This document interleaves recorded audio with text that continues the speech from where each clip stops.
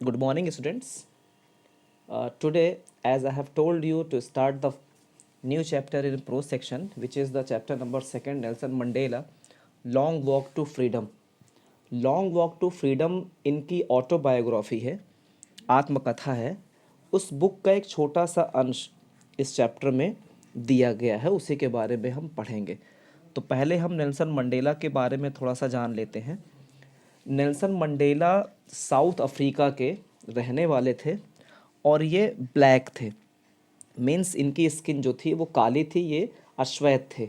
और उस समय जब ये बड़े हो रहे थे तो अफ्रीका कॉन्टिनेंट में, स्पेशली साउथ अफ्रीका में एपरथाइड, या जिसको हम एपरथीड भी बोल सकते हैं, एपरथाइड की प्रॉब्लम चल रही थी। एपरथाइड का मतलब रंग भेद।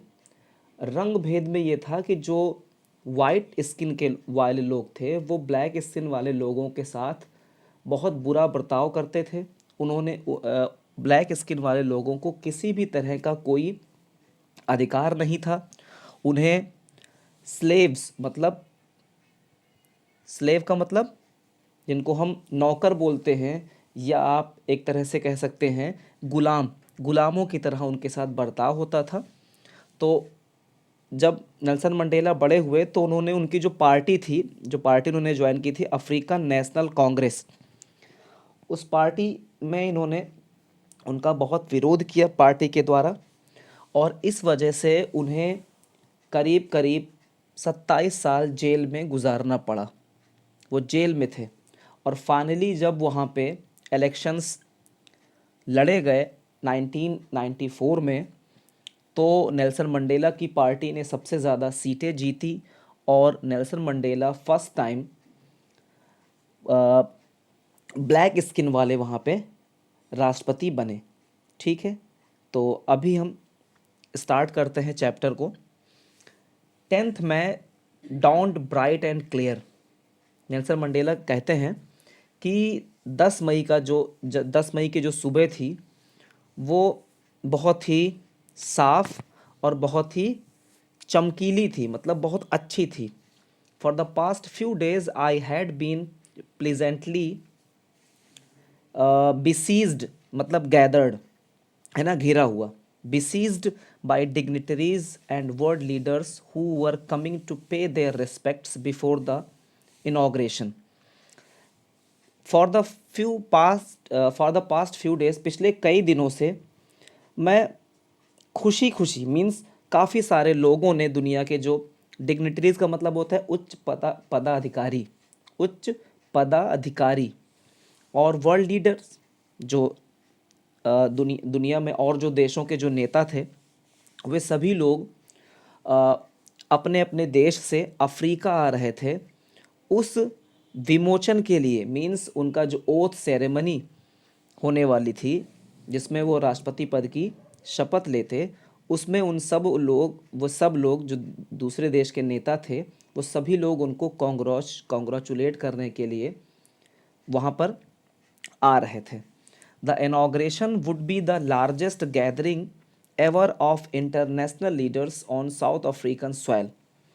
आगे मंडेला कहते हैं कि वो जो विमोचन था, उनकी जो सेरेमनी थी, ठीक है, ओथ सेरेमनी थी, उसकी जो गैदरिंग थी, उसमें जो भीड़ थी, दुनिया के अलग अलग नेता जिसमें आ रहे थे, ये पहली बार था कि साउथ अफ्रीका की मिट्टी पर, ज़मीन पर इतने सारे वर्ल्ड के नेता एक साथ आ रहे थे।